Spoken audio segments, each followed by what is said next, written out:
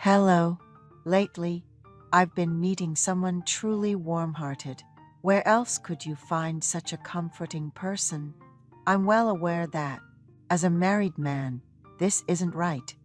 But I can't bear the thought of losing such a precious woman, and am struggling with how to control my feelings.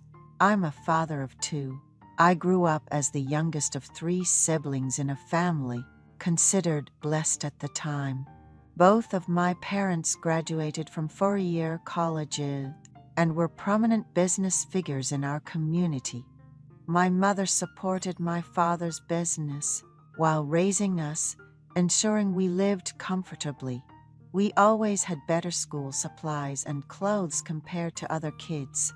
Due to the thriving family business, we had a housekeeper living with us since my mother couldn't manage the household work and take care of three children on her own. I ended up attending the most prestigious university in our area, where I met my wife through a student club and started dating.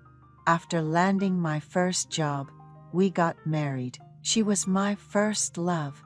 I lived my life knowing only her until I made a significant mistake. Shamefully, I had an affair with another businessperson I met at a gathering. We had a son first, then a daughter, and I worked hard to raise them. I was doing well in my job, earning a decent income, and my children were growing up healthy, which made me greedy. We moved to a renowned school district, and my wife began homeschooling our children using her major. I was successful in my company, receiving raises and doing well at work. However, large corporations have an abundance of talent. Suddenly, I was faced with a notice suggesting voluntary resignation. I was at an age far from considering retirement as my last job. Around this time, a distant relative of my wife, who worked as a public servant, gave us a tip about a government project that would be a hit but required a certification. We were advised to study online and get certified.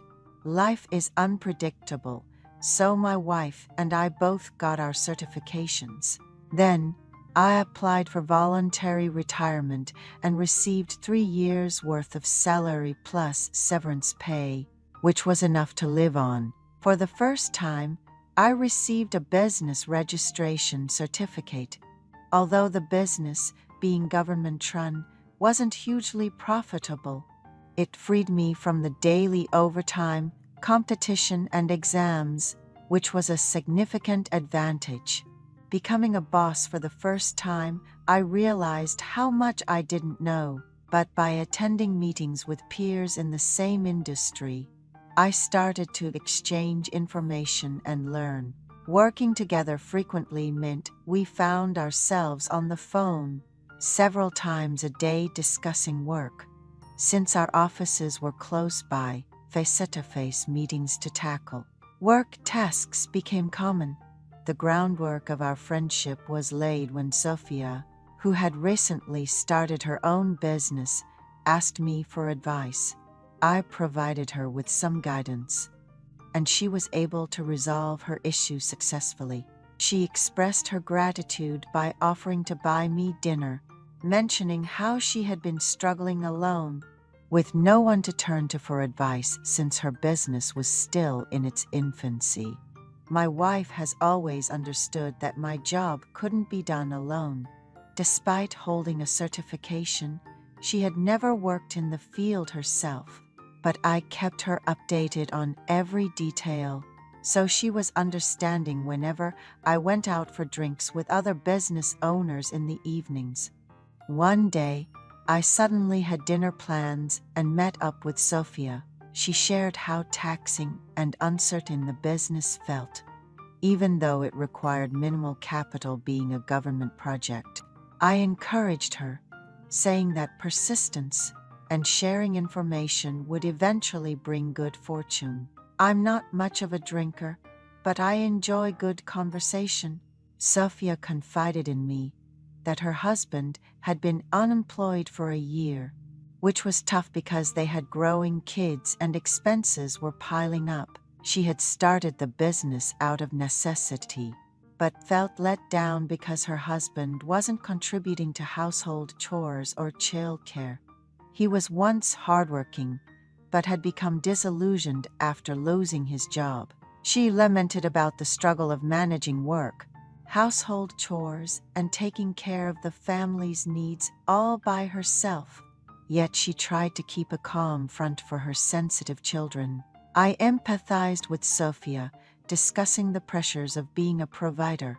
Her husband was likely struggling with the lack of job opportunities and becoming increasingly irritable.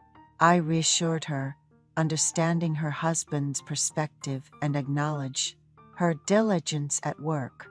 Sometimes a meal and a conversation are all it takes to alleviate stress, I told her. As the alcohol flowed, Sophia opened up even more.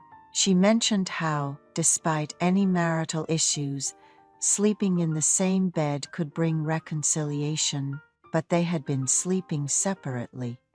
My wife, busy with tutoring and consulting with other parents, barely had time before she was off to sleep in our shared space.